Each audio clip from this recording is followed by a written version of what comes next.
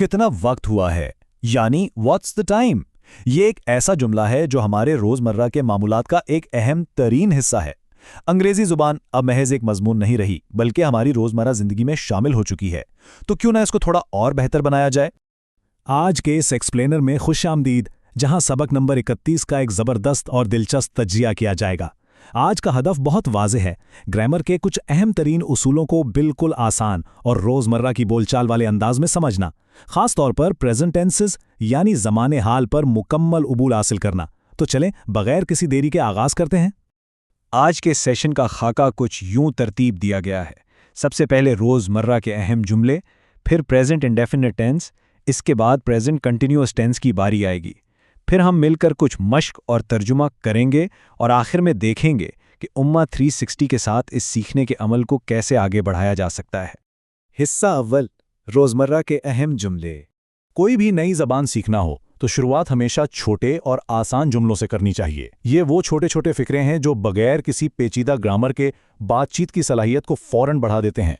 मसलन अगर कहना हो किसी भी तरह, तो बस कह दीजिए एनी हाउ। कोई काम बिल्कुल अभी हुआ है तो उसके लिए जस्ट नाउ बेहतरीन है।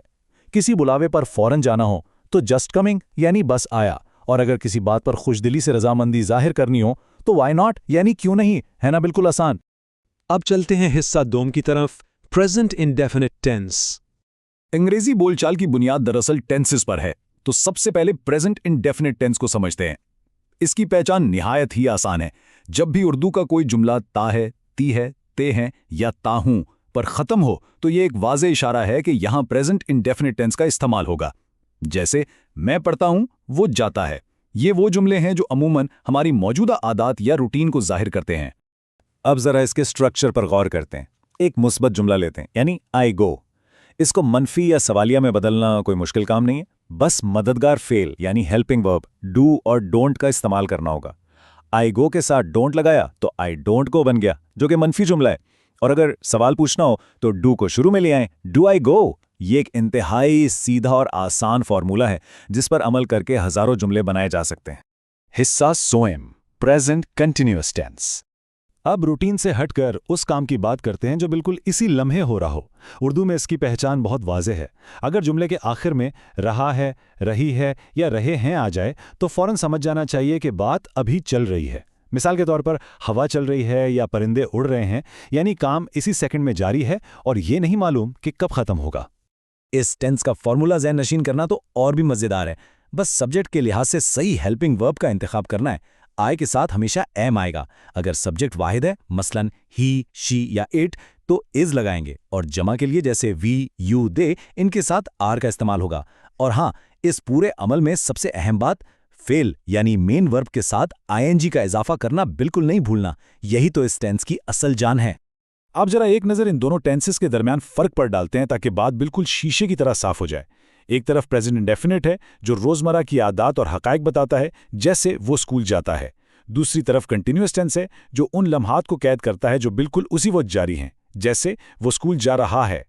ये बारीक सा फ़र्क समझना अंग्रेज़ी ग्रामर पर गिरफ्त मजबूत करने के लिए वाकई बहुत ज़रूरी है। हिस्सा चहारम, मश्क और तर्जुमा। आइए अब थोड़ी प्रैक्टिस करते हैं। माखिज़ मवाद से लिया गया पहला जुमला अब सामने है, वो खाना बना रही है। ज़रा एक लम्हे के लिए सोचा जाए, यहाँ जुमले के आखिर में रही है आया है तो जहन में फ़ौरन वो उसूल आना चाहिए जो अभी कंटिन्यूअस टेंस के लिए ज़ेरे बहस आया था। क्या लगता है इसका तर्जुमा क्या होगा? जी हाँ, बिल्कुल दुरुस्त जवाब। She is cooking food. चूंकि बात किसी खातून की हो रही है तो सब्जेक्ट शी है। वाहिद होने की वजह से इसके साथ हेल्पिंग वर्ब इज़ लगा और बनाने या पकाने के लिए कुक के साथ आईएनजी का इजाफा किया, जिससे ये कुकिंग बन गया और यूं हमारा जुमला मुकम्मल हो गया। चलें अब अगला चैलेंज देखते हैं। हम रोज़ाना नमाज पढ़ते हैं।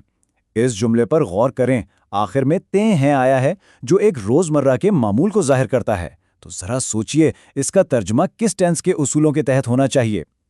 और इसका तर्जुमा होगा वी प्रे डेली। ये प्रेजेंट इंडेफिनिट टेंस की एक निहायत ही बेहतरीन मिसाल है।